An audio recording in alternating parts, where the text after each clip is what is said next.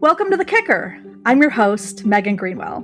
Today, my guest is Deb Perelman, the founder of Smitten Kitchen. Smitten Kitchen was one of the OG food blogs and is now celebrating its 20th anniversary. And I was so excited to talk to Deb about how food writing and the internet and everything about writing has changed in those 20 years, and also what the next 20 years of the best food blog on the internet look like. Deb Perelman, welcome to The Kicker. Thanks for having me on The Kicker. I'm really excited to have you. I've been a fan of your writing for a really long time, and I really learned how to cook through Smitten Kitchen. And I wanted to have you on because it's the 20th anniversary of the blog. It's also my 20th anniversary of graduating from college. So when I say I learned how to cook from Smitten Kitchen, I really mean it. Like, first job out of college, first kitchen. And I found your blog and was just like, oh, okay, this sort of speaks to me. So I really want to talk to you about how food blogging, food writing, the food landscape has changed in those 20 years. But let's start at the beginning. I didn't know until researching for this episode that you were actually a tech writer before coming to the blog. So I want to hear about that and how that went into this more kind of personal style of writing. I would like to make clear that I know nothing about tech writing, that I was terrible at it. It was just a job that I sort of stumbled into. I could write and I could research and I could make phone calls. And so I sort of cobbled together a staff writer job at a tech magazine, but I had no business being there. And I think there's not a single previous old coworker that wouldn't agree. But, you know, it was a little bit of practice on like learning what's an editorial and what is a news story, which I think is something that would be very helpful for everyone to know these days. And so when you first started blogging, you were still at that job, right? Mm-hmm. I was. Yeah. Okay. I've had a bunch of kind of random jobs over the years. So yeah, I was still at that job and I was blogging in the evening. I was basically it was just a hobby. It was just a hobby. I was like, here's some stuff. I've been trying to cook. This is good. This sucks. Don't make this. Here's the worst photo you've ever seen of food. And it's still going to be there in 20 years when you load the website. But your initial blog wasn't just food, right? No. So I started Smitten Kitchen in 2006. Before I had Smitten Kitchen, I had a blog called Smitten. And that was it was 2003. You would just get like a typepad or a Blogspot blog and just write whatever like was going through your head. I was going on some really bad dates. So I would write about that, although that didn't work for very long because my now husband left a comment on one of them. And then we went for a drink and then we got married 2 years later. So I definitely couldn't write about dating other people after that. That would have been very weird. I'm just kidding. You never know how people are going to interpret that. So I wasn't really writing about dating for very long. But so Smitten was just a little bit of everything, just storytelling, like ridiculous things about living in New York, like, I don't know, stories about friends, goofy parties. It was like very unserious. And 3 years later, I really wanted to do something more focused. Like I got kind of bored talking about my own life and like just the things inside my head, although I still do quite a bit of that. And I started Smitten Kitchen, focusing on food, which is really funny because I was really just a beginner cook. I was just figuring things out in the kitchen, but I was not short on opinions. And apparently that can take you someplace. Had you grown up interested in food? Absolutely. Like my mom cooked, like always was interested in cooking in a little bit, but I didn't do a lot of hands-on cooking. Like I did not know how to make, I don't know, tomato sauce, or I guess I could follow a recipe. I didn't know how to roast a chicken. Like most of it was just me figuring out how to make these things that I wanted to make. I felt like I reached ostensibly adulthood, and I didn't know how to do many of the things that you're supposed to be able to do. And so I would pull a recipe, I would try it, I'd be like, this is not it, or this is it, or I would just figure things out. And that was really where Smitten Kitchen came from. Like I tried a thing. I would not try this thing again. And at that point, did you have any dreams that this could one day be a job, or was that not even in your mind? It's interesting because I never ever thought it would take off. I never thought. I thought I would do it for like 6 months and it would be a funny little hobby. And then I would figure out what I was actually supposed to be doing with my life. I think I would have loved to get a job at a food magazine or something. I definitely applied for a couple when I was job hunting. And shockingly, me, a person with no connections and no experience, did not get any job offers. Like nobody wanted to hire me. Nobody knew who I was. So starting a blog just kind of gave me a place to play around. And now it's funny because if somebody said they were trying to get started, I would say find some place to publish online so people know who they're hiring and who you are. But at the time, I hadn't really fully thought it was going to turn into that kind of thing. Mm-hmm. So how did you start building an audience? I don't think the words build an audience ever crossed my mind. I was just thinking, I'm just going to do this and I enjoy it. So Mm-hmm. I've always been, I've loved the conversation. I've loved the audience part. It's probably my favorite part of it. Mm-hmm. But it was never like, I can't make you like the work. I can just create work that I like and that I'm excited about, that I think would speak to me if I was an audience member, and then just hope you come along. And that makes it a far more enjoyable process for me because if I'm just begging to be liked, you know, I don't know. I always say you'll just do chocolate cake with peanut butter and salted caramel. I don't mean to suggest that if you're just doing like appealing baked goods, but I just mean for me, that would be the way to get the most people to click, but it wouldn't be the most like engaging cooking for me. Although I also like all of those things. So I wasn't just trying to bait an audience. I was trying to develop something that I thought was interesting and hopefully useful to people cooking at home, like regular people who don't have unlimited budgets and fancy kitchens and unlimited time. And we're just looking for like honest advice on cooking. If there is anybody listening to this who doesn't know of Smitten Kitchen, and I have a hard time believing that there is, the thing that has always struck me about it is it feels like you're a friend talking to a friend. It doesn't feel overly professionalized. You're very honest about like, wow, this was a disaster. You are very allergic to like overly fussy food. And so it is the very rare cooking blog that I've ever seen that sort of applies equally to, you know, the 22-year-olds fresh out of college that have no idea what they're doing. But also now I would categorize myself as a, you know, advanced home cook. I would categorize my sister, who's also a fan of yours, as a remarkably advanced home cook. Wow. And we still use your recipes all the time, right? Thank you. So it really appeals to everybody. And now I feel like often newbie writers get the advice, like, don't try to be everything to everyone. But it almost feels like you are, because you're just talking to somebody person to person, as opposed to trying to come up with like, you know, the perfect brand or whatever. I don't know. Whenever somebody asks me about my brand, I'm like, I have a brand. Ew. Like, I don't know. It's like the Gen X thing. I'm like, gross. Does it smell? Like, I don't know. It's not, I mean, I understand that that's what I've established by doing the same thing fairly consistently for 20 years, but it was never like the packaging was never something I was good at understanding, like the outside part of it. I just understood what I was trying to do. And when I started food blogging, I was an early one, but there were definitely people who'd been food blogging and writing about food online before me. And what I found was a lot of people had a real professional voice, like they had come from cooking school or restaurants, and they were trying to teach you how to cook on that level. But I didn't really want to cook on that level. And then, of course, there were always like a few years later, there were a lot of like mom blogs where like, here's some stuff you can dump in a slow cooker. And that didn't, although I do that sometimes too, I didn't really find myself in either place. I was looking for a reason to cook. Part of it is because I live in New York City and you don't have to cook. You're choosing to cook. There's so much food around. You don't have to cook, but you want to. It didn't mean that I didn't want to. So it was about what is worth my time. What is worth stopping by the grocery store for? What is worth the effort of chopping onions and garlic tonight? And so that was more the level for me versus I have to cook. I'm cooking either way. That makes sense. Yeah. Or I'm trying to flex how well I cook, which I was never interested in doing.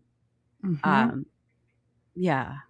I don't feel like I never felt like I know more about food than other people. I mean, maybe at this Mm, point I know more than some people, but it was never like something I like stuck in my writing. I don't know. I wasn't trying, it was never going to be like, and this is what a blood orange is. And this is what blood orange, like, I don't want to talk that way to people. That's not the way I want somebody to talk to me either. yeah.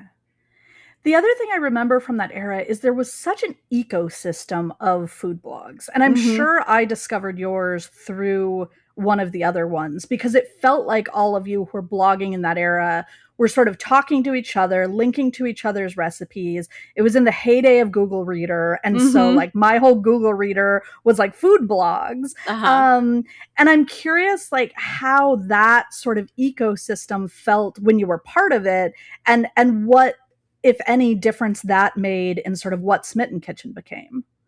I think it definitely helps. I mean, the web is a web. It is hypertext links. That is the entirety of what the internet is. And so without links, things don't exist. You have to get to something from someplace else. You very rarely just drop onto a page, although I guess with QR codes, that's a thing. But you know what I mean? In general, you had to get there from somebody else. Like Yeah. my now husband had to get there from a link from somebody else, like somebody mentioned it. And I think it's a really nice organic way that the web was built, where this person links to this person and this person links to this person. At the end, you go, here's three other people who've written about cherry pies this week. And it's really kind of cool. And it was always a nice way to like signal boost and pretend. And just, I've never really been comfortable being like on an island by myself. Although I Mm-hmm. do live on an island and I do work for myself independently. There's pieces of island, but I liked the part where it was connected to what everybody else is cooking. I'm not inventing cherry pie. I'm not inventing spaghetti Mm-hmm. sauce. So how are other people doing it, and being able to pull that in makes a much more rich piece of text to read than just, an article with no connections. Yeah. So when did you see, okay, this really is taking off and start to get to the point where, oh, I can actually quit my job and make this a job? For me, that was about 2 years later, but I should also make clear that I wasn't like raking it in. So the idea of breaking even on like web ads is was a lower bar. It was a bar, and it was a bar I had to hurdle because I wasn't able. I was never not going to work. Even now, if this doesn't work, I'm never not going to be working. I'm going to have to find a job or something. So I basically, for me, that point was about 2.5 years later, maybe just around. I started thinking about it in like I started this in summer, fall 2006, and I started thinking about it pretty strongly in January 2008. So a few months later, I went contract with a publisher, just to do some work on the side to hold me over, and then yeah, started doing Smitten Kitchen full time. And once I could put full time hours into it, I could do a lot more with it. Mm-hmm. And what were the signals that it was time? Like, was it mostly about revenue? Was it mostly about having a sizable audience? It was revenue. I mean, audience is great, but like I actually have to pay rent and I can't Yeah. do that with an audience. So it was just about what I was pulling in ads versus what my salary was and what I thought the potential was if I could keep building. So it's always been an ad based business model for me, or was until I started adding other streams like books and Mm-hmm. stuff. Mm-hmm. Yeah, I want to talk more about the changing revenue pie in a second. But also, this was, you launched before Instagram, certainly Yeah. before TikTok.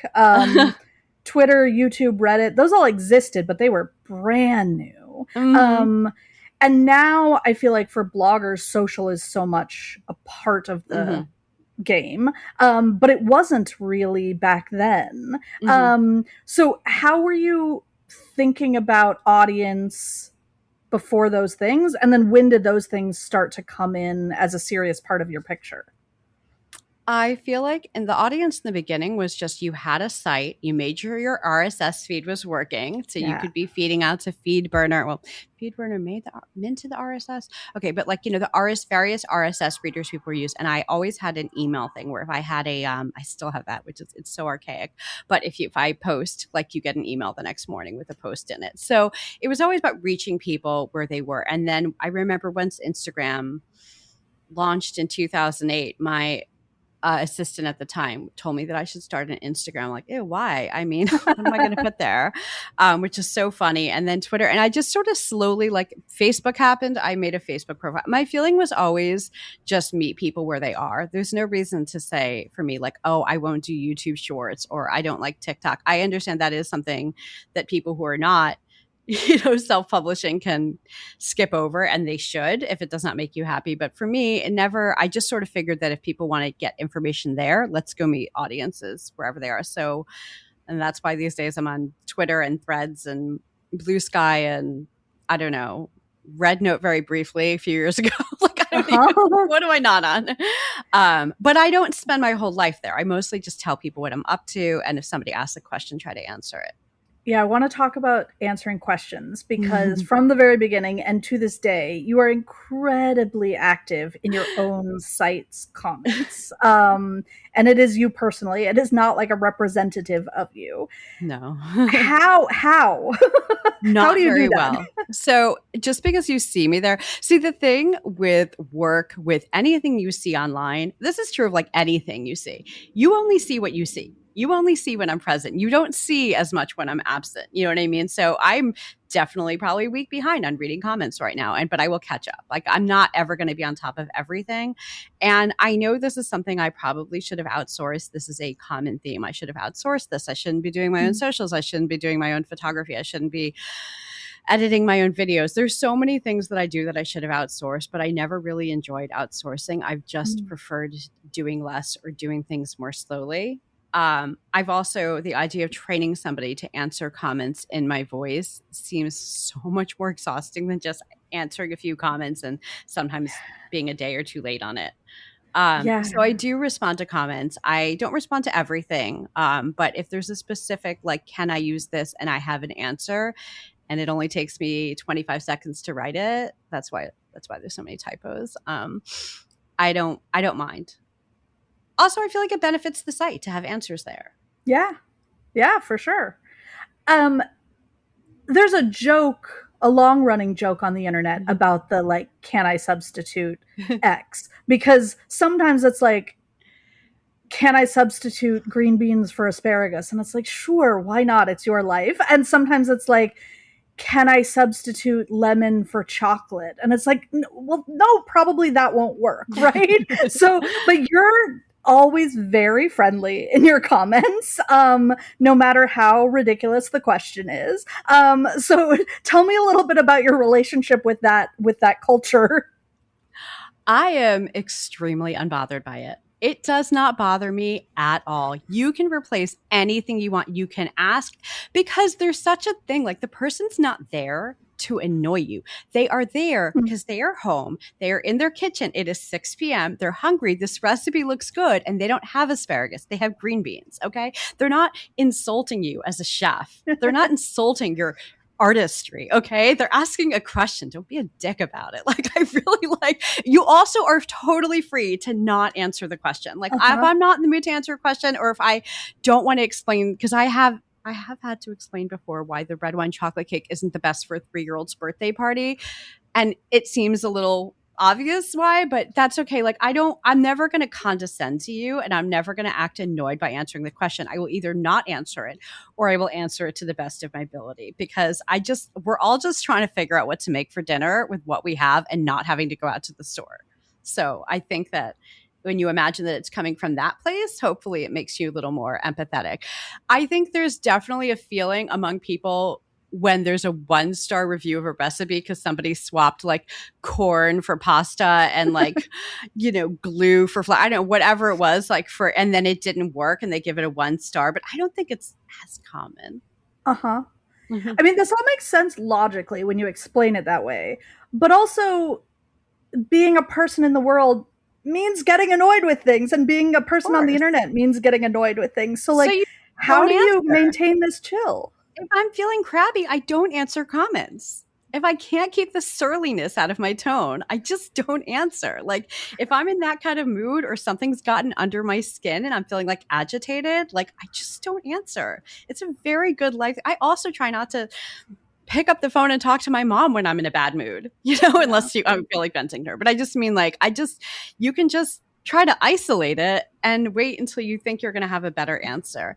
I also think that not everyone is under an obligation to answer every question. I don't mean that. But given that the website and everything I do with the cooking is my job, I feel like still somewhat flattered and honored that you do ask me questions. I feel Mm, like it's a nice thing that they're asking you because they think you'll have an answer, not because they're trying to get under your skin. mhm, Like mhm. they're not trying to piss you off. Like maybe you should ask yourself why you're getting pissed off by somebody else. I don't know. So I have a lot of feelings about this, obviously, but in general, I am not perfect. I do not answer every question. There are definitely times that I have thought, no, I'm just not. I don't think I can answer this. But in general, I think people are just trying to figure out what to make for dinner with what they have, and the questions are innocent.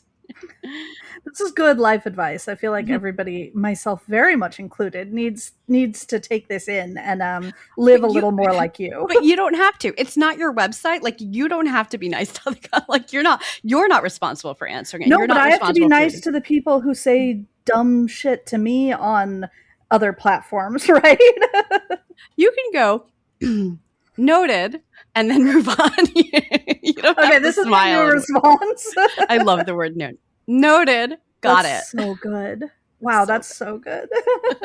you're not actually required to be nice to everyone. And neither am I. I just try to like use a grain of like understanding where people are coming from because we've all been there and you were just like maybe you're not an expert on ingredients. Maybe you don't know if this kind of rice will work as well as this rice in a Hmm. recipe. You know what I mean? It's an innocent question, but most people don't have all of the ingredients on the ingredient list at that moment, but it looked good because you put it out there so it would look good because you wanted Hmm. people to make it.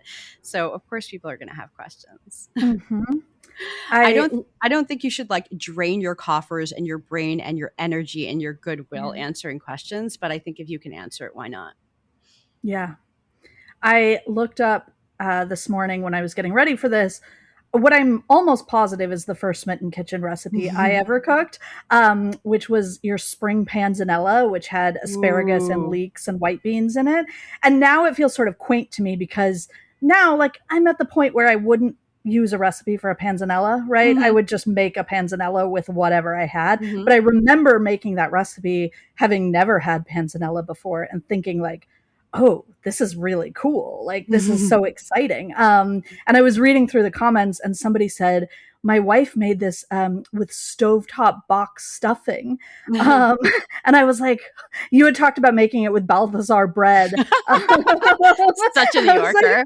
you know, so there's the Balthazar bread approach and there's the stovetop stuffing approach. And if it works for you, great. Because they came home and that was one in their kitchen. They may not live in Manhattan where they had a Balthazar like 15 blocks away they could swing by. They'd have had Totally. my flexible work schedule. You know what I mean? So I just think that the I think it's far more normal for people just to have stovetop stuffing. Although 15, 20 years later, we have a lot better bread in most grocery stores, and that might have True. changed. And people who want to have fancy sourdough probably can get it. Yeah, true. This also dovetails with you always talked about your personal life. You would hide these Easter eggs that were photos of your kids. I remember reading when your son was born, and then like last year, seeing you mention on Instagram that you were touring colleges with I him. know. Um, how, like, when the blog was very small, that must have felt different than Mhm. once it got really big. So how Mhm. did your thinking about writing about your own life evolve over time?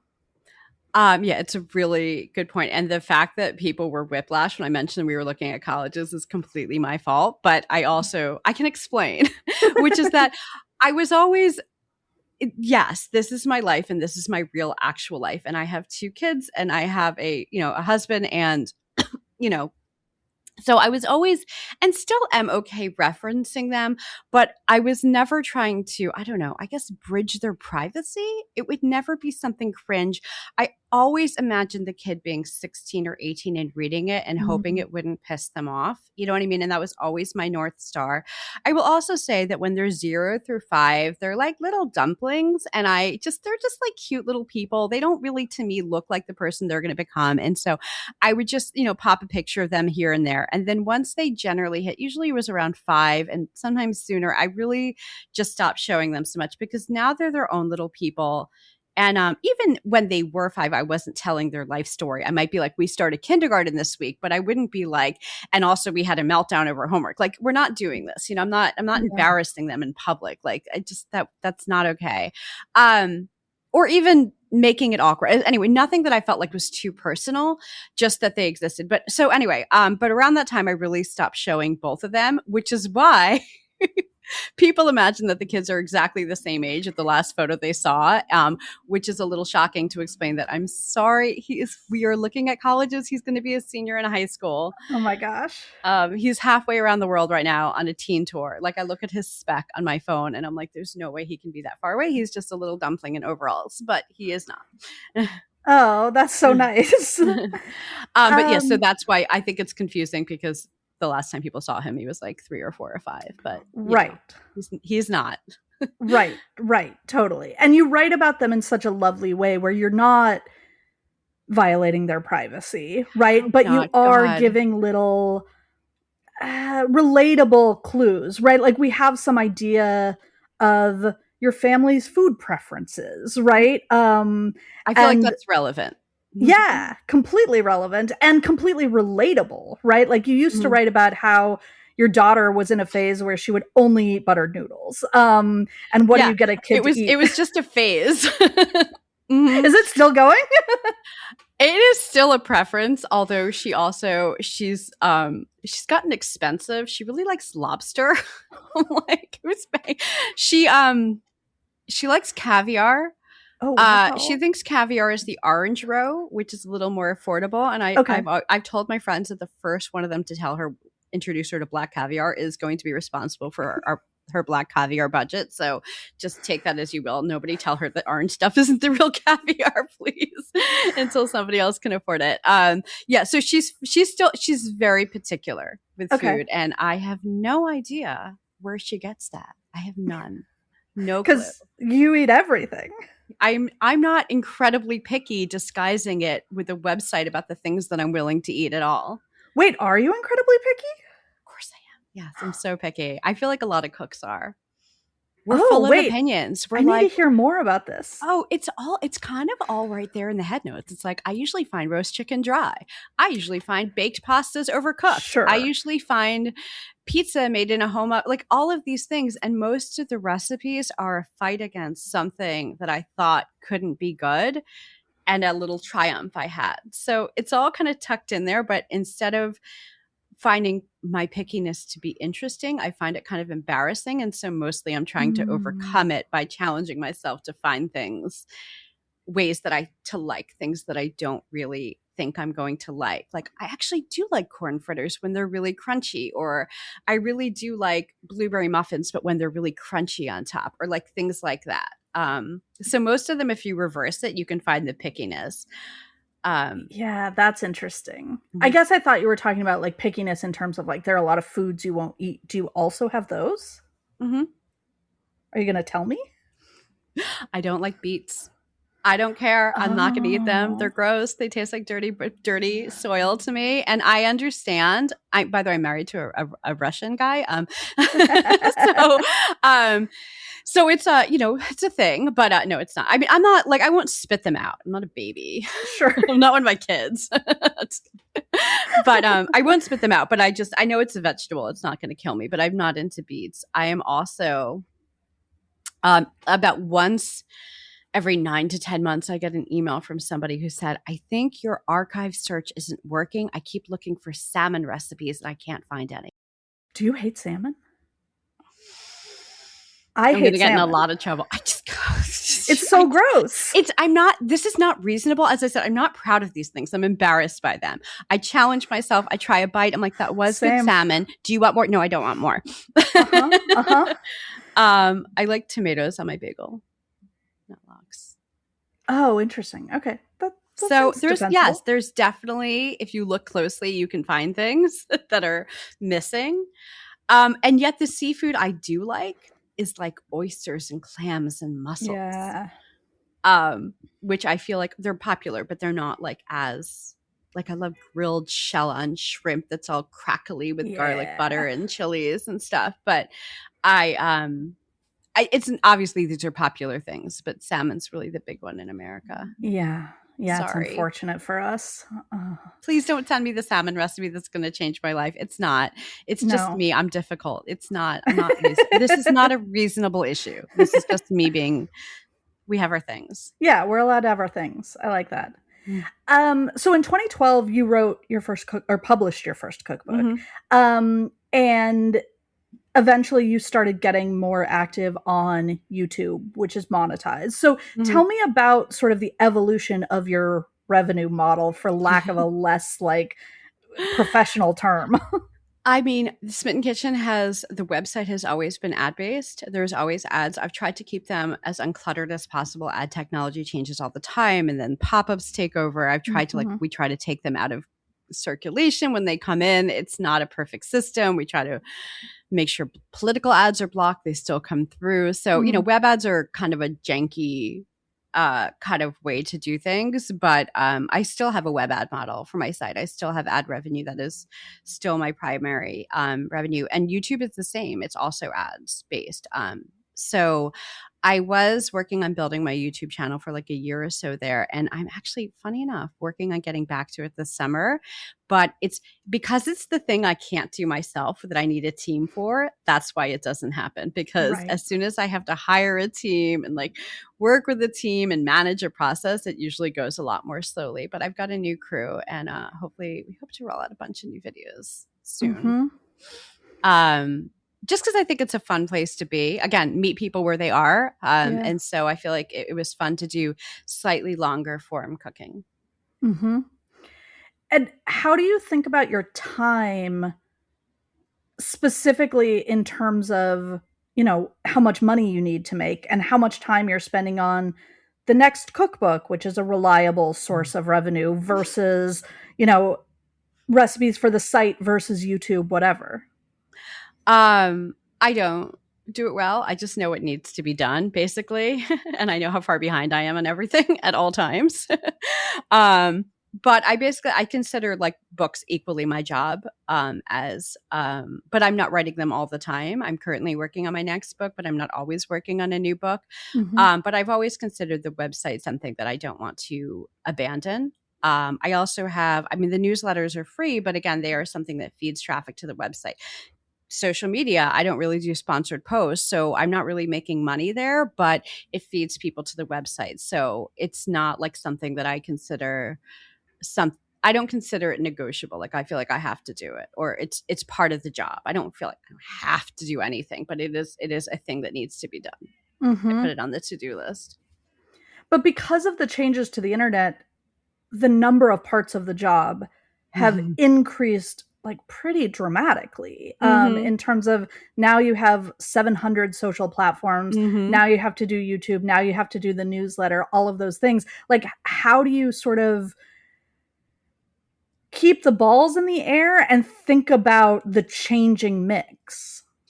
I think the most important thing is that you do not have to be everywhere. I just Mm, think I just think you could be everywhere, but if it would drain you and you wouldn't have anything to put out, you shouldn't do it. The goal mm, for me has always been I want to be able to keep doing this and I want to keep enjoying this job. And so if there's something that is tremendously compromising the joy I get out of the job, I'm going to find a way to not do it, which is why I suck at answering emails. No, sorry. uh-huh. I'm sure you noticed. Also because I haven't hired someone to answer my emails for me. So that's another Right. piece. As a normal professional would have done by now.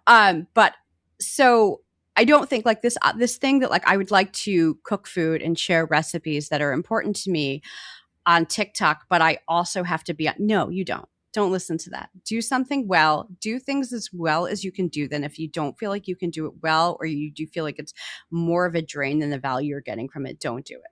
Mhm. If it gets in the way of your ability to create stuff, it's not worth it. If it gets in your ability to be consistent, don't do it. So I feel like it's really important to be weighing everything and not just listening to what some online coach tells you need to be doing. Mm-hmm. And then just go with the flow. I mean, again, I don't feel obligated to do all of these things, but I feel like if I can, I will. Mm-hmm. You mentioned that you don't do sponsored posts. You don't do like collaborations or paid endorsements or anything. That feels sort of like quaint in the Very current precious. blogging model, right? Yeah. I guess my question is, in part, were you ever tempted? And in part, how how has the feeling changed for you now that everybody else who's writing about food is so far in that direction? Okay, so I have one partnership and I have done one series of sponsored posts. I did I think 5 videos for All Clad 2 or 3 years ago because I was like, no, I don't do sponsored posts. I just use All Clad pots and don't get paid for it. Like it was that kind of silliness where it's like, Totally. no, I literally these are the pots I use every day. Yes, I can use my own recipes to create videos in your beautiful pots that I already love and would tell people to buy regardless. So I have done it and I'm not opposed to it in that kind of way where, oh, I'm actually using this all of the time. I also partner on a brazier, a Yeah. cast iron. It's a shorter Dutch oven from Stove, and that also came about more organically because I just was pestering them because they stopped distributing it in America. They were still making it in Europe, but they felt like it wasn't selling here. So they'd pulled it and I was still using it and people would ask me where they could buy it. I'm like, I don't really know. So I said, can you please bring it back? And that's how the partnership evolved. And it was a really fun way to do it because it's something I love that I just think everyone should have this pot. It wasn't like they came to me and said, could you be the face of this and we'll pay you? Mm-hmm. So for that kind of partnership works really well for me because it's something I care deeply about. And I don't feel like I'm selling anything because I'm just telling you, I'm just cooking things that I'm already cooking in this pot and showing you why I like it. So I have evolved a little bit and I'm not opposed to any of these things. I've just sort of been lucky because I've been blogging for so long and I have this big website that I can make it with ad income largely. It will probably not be the case forever and I'll have to diversify, but until then, Mm-hmm. um, I can not spend my weeks going after partnerships or paying somebody to go after partnerships for me. But again, I Mm-hmm. don't know that this is a forever model. I would never say that. And taking a step back, how do you think about how the food writing landscape has changed? Because most of the blogs I was following on my Google Reader, along with yours in the early days, almost none of them exist anymore. Meanwhile, the New York Times, was not a juggernaut in the food Mm-hmm. writing space and now is. And Mm-hmm. it does feel like a lot of the more independent food writers now are more in the sort of like trad wife category, which you are decidedly not. So yeah, how have you seen this landscape change in 20 years?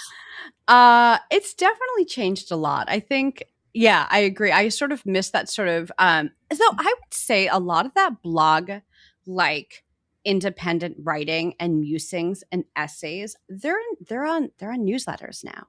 I Mm-hmm. think they're very much in newsletters. Like it never stopped existing. It just changed the way we got them. Like blogs started to feel dated. So people switched to newsletters for that kind of personalization and they didn't have to maintain a website.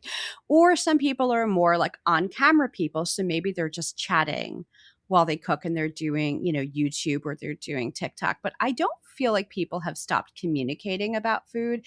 It's just the formats change, the way we get the information and the way we send it. Mm.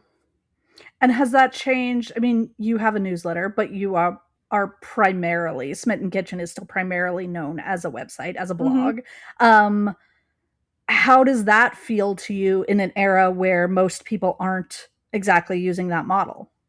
I feel like I'm just aware of it. And that's why it's really been important to me to keep. That's another thing I try to diversify on socials and make sure that I've got a foot in that door. And if I decide it's something more important, like if I feel like I do need to go to a paid newsletter model, if that's the only way to sustain my business, I won't. It's not what I desired to do. It's not my Mm-hmm. first choice or even my third choice, but I would do it. And that's why I'm making sure I'm always like sort of building a list, building a base. So I have that option. It's also again, if people would like to get the information through their inbox, I see no reason not to send something to their inbox to do that. Mm-hmm. But I think ultimately, some people won't leave the platform they're on to find the content they want, but other people will. And so I think it's good to do a mix. Mm. But I also do not have it all figured out. So, you know. Journalists and newsrooms for a few years now have been panicked about the death of SEO because Google is constantly changing the algorithm and now everything's presented to you in the little AI box. Has to what extent has SEO historically mattered to Smitten Kitchen, and what is the situation now? I never really put the money or effort into SEO that I should have. I think Google was often favorable to my site and probably would be a lot better just because it had the traffic and the links. I mean, if Google isn't representing websites that have active links going in and out and that people are like, you know, making the recipe, I don't know. What is Google good for, you know? But I should probably have much better coding on my site. It's a process to get Google to read it better because we all work for Google now. But I also, not so much the death of SEO, but the rise of AI, I find as a longtime web creator disgusting, to be honest. I find it infuriating that people act like there's some magical model where Google is smart and it's like that there's any intelligence to it when it's really just scraping websites that have been creating the web that they do no harm. So, yes, they're just scraping websites that have been populating the web for 20 years, scraping off the credits, rewording it and making it sound like it's an original thought. And that to me is appalling. It is like the death of creativity, and that like I am a person who has consistently put things on the web, including my reasoning, how I think through a recipe, why I wrote it that way, why it's the best method for 20 years free and unlocked, and for there to be a product that makes billionaires richer that gets to scrape that and pretend it wasn't me putting it out there is very wrong. Mm-hmm. But it's very little an independent publisher like me can do anything about. Yeah. I'm not saying that I'm like, oh, I'm not going to do anything. I'm just saying I'm speaking my truth here. Mm-hmm. So what do you do? Like, how are you thinking about how to combat that? I think that there's this idea that AI is going to take away art and take away creativity and people are going to stop doing everything. And perhaps I'm a little bit hopeful. Maybe I believe in the good of the world in this like childish, big-eyed way. But my hope is that it's going to actually return us to a lot more interest in what is gritty, what is real, what is messy, what is imperfect, what is not written in bullet points, which I'm probably doing bullet points in my head right now. So I think that if anything, it's going to make us more interested in creators that seem real and life that seems unedited. And so I think to just lean into the fact that you're a real human being. I'm sort of reluctantly embracing being on camera more, but I feel like that's part of it. Like, actually, I'm a real human being. I'm not like a studio making videos for you. So I think for people to know they're speaking to an actual human being with an actual voice, for me, satisfies what I feel like we lose when it's all AI and bots or whatever. And I want to talk briefly about how food has changed, because 20 years is a long time, and Americans' relationship with food and what kinds of ingredients they use has changed a lot in that time. So how have you seen your readers' tastes change over the last 20 years? And also, how have yours changed? Oh, I'm still picky as hell. I think there's a lot more access to farmers markets. You have a lot more diversity in grocery stores, not just, don't like the word ethnic, but like, you know, ingredients from other places. And I think that you're seeing a lot more diversity in grocery stores and what people can get and what they're putting on their plates on a Tuesday night, from like some sort of Thai food to, you know, pretty niche ingredients. Also, because you can shop online, you can go on hopefully a very cool independent grocery store, but also, Amazon, and get whatever unique spice you had at a restaurant the week before and probably have it in your home within a day or two and get to play around at home and really try things that were not otherwise accessible to everyone on earth. So we have a lot more diversity of ingredients and a lot, I think, more fearlessness of trying ingredients that we didn't grow up with. But we also have this real struggle with food costs right now. I mean, it is just groceries prices have gone up in a way that I just don't. I guess I don't want to say. I hate it when people say nobody's talking about it because everyone's talking about it. If you think people aren't talking about it, you're not listening or paying Yeah. attention. Everyone's talking about it, but like the cost of food is a real thing, and the cost of restaurants to stay open and the prices they have to charge to stay open is a real struggle. People get mad about like a $75 steak, but the restaurant can barely make ends meet if they don't charge that. So there's a bigger system. So I definitely hear about a lot of access to cool ingredients, but I also hear about, just not like the cost associated with making dinner and how to keep it down. And are those factors you keep in mind when you're picking what you're going to cook for the site, and going with the chicken instead of the shrimp or whatever it is to better serve your audience? Or is it still mostly like, here's what I want to eat tonight? No, I think about it like I like obsessively. Jesus, I'm from Jersey, by the way. I think about it all of the time. I think about it so much. I think of it in stuff as simple as package sizes. Like, can we make this pasta with a whole box of pasta, or just to not have like random pieces left over? Like, can I just round this up or down to a stick of butter? And that's just about not having, if you're going to buy something, to use it in full. Um, I think about it in terms of how many ingredients I want to call for, because sometimes something's really good with 4 spices, and if it needs it, it should have it.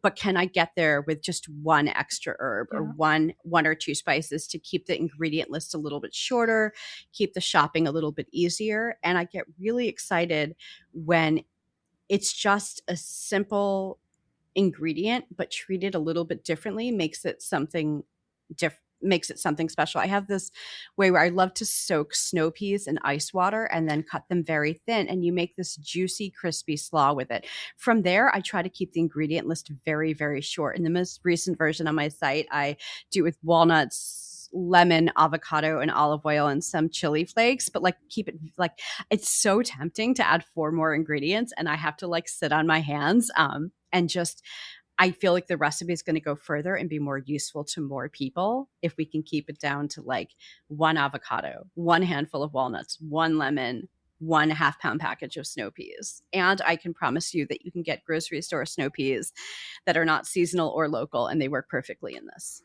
Mm-hmm. Mm-hmm. I also love testing recipes with out of season ingredients. I feel like it's not work to make a summer tomato taste good. You don't Oh, even need a wow. recipe for it, but most people are just going to go to their grocery store and it may be an imperfect tomato. And I love to like make it clear when you can use your grocery store on sale grape tomatoes to make a really good sauce, or when it really will compromise it in a way that it's not worth it. Yeah. Oh, that's super interesting. I love that. Um, and tell me about what are the really popular recipes, all time and more recently, and what do you take away from that in terms of what your readers are most excited about? Um, okay, so there's a lot of recipes on the site, but this is a summer podcast, right? We're doing this in the Yes. summer. Okay, so I have to mention the zucchini butter spaghetti. Oh, it's It's so good. I'm like, this is me thinking if it's a newer recipe, and I'm literally looking it up because it is. No, it's from 2021. That's 5 years ago. But that was something that was really fun to work on because I had heard about zucchini butter a couple times and I'd kind of misunderstood what it was, where I thought it was like, I don't know. I thought there was butter involved, but people were just cooking zucchini to a buttery consistency. And I'm like, why do I have to choose? And so I had a lot of fun developing that because it's such a simple recipe. Most people, if you're in an area that grows zucchini, you have too much of it, but it's also really inexpensive. And so it was really fun to be able to show people how they could turn over a pound of zucchini. And this is actually just for a half pound of pasta. So you could be using almost 3 pounds of zucchini in one pasta dish, cook it down low and slow until all the water's wrung, then kind of mount it with butter and make this incredible pasta sauce. The ingredient list is short, it's inexpensive, and I love the way it took off on the site and became kind of a summer staple for people. Yeah, that's really interesting. I just the other day sent that recipe to a friend who lives in Chicago who is growing zucchini in her backyard and was like, I have way too much zucchini. What do I make? And I was like, you just turn it all into zucchini butter pasta. That's obviously what you do.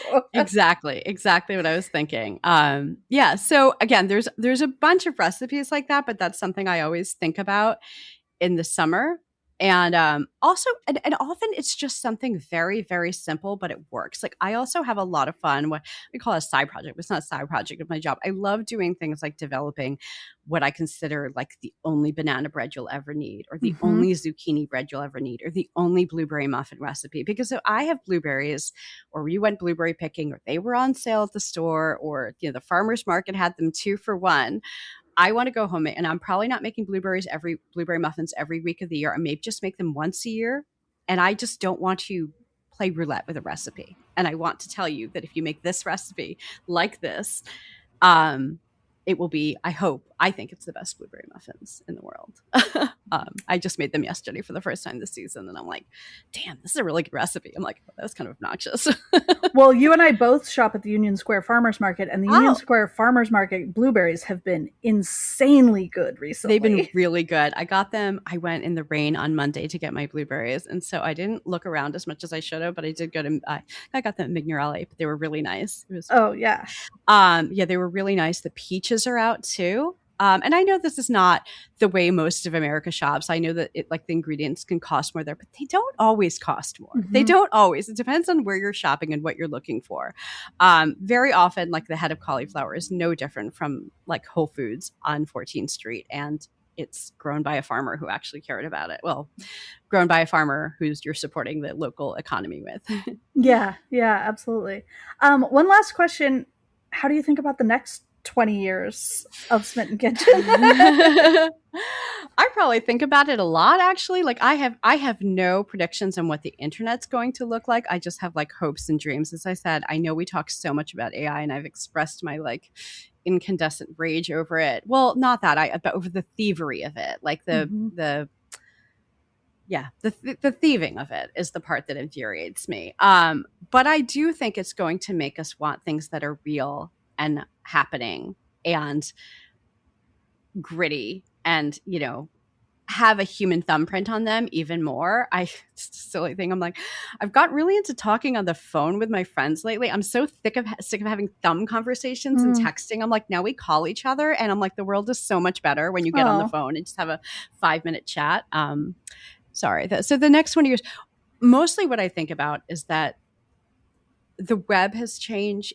The internet, the internet's changed, social media's changed, the way we publish changes, what we're looking for changes. But no, what it looks like changes. What we're looking for, though, to me has not changed. We are looking for the blueberry muffin that won't be the waste of our blueberries. We are looking for a pancake that we can make on a Saturday morning. We are looking for an idea for dinner tonight that doesn't require you go to 3 different stores or that uses up an ingredient you have in the fridge. I don't think that's ever going to change. I think we are always going to need recipes that work for us, that are well tested, that are a good value for our time. And I don't think that's going to change whether you're getting it from, I don't know, the chip that we're going to have implanted in our arm. It's not funny, Deb. Or from YouTube, or if you're still going to my ye old internet weblog in 2026. Thank you.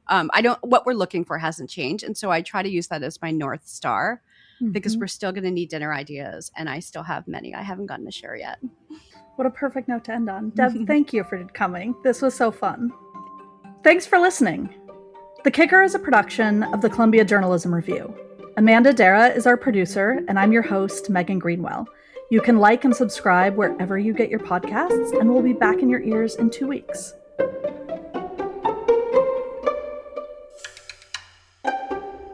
So I've been hunting for apricots this week. That's my obsession. So I'm going I to find them. saw this on your Instagram. I was like, yeah, I want some apricots. I want them right now. They're so much better than peaches is the thing.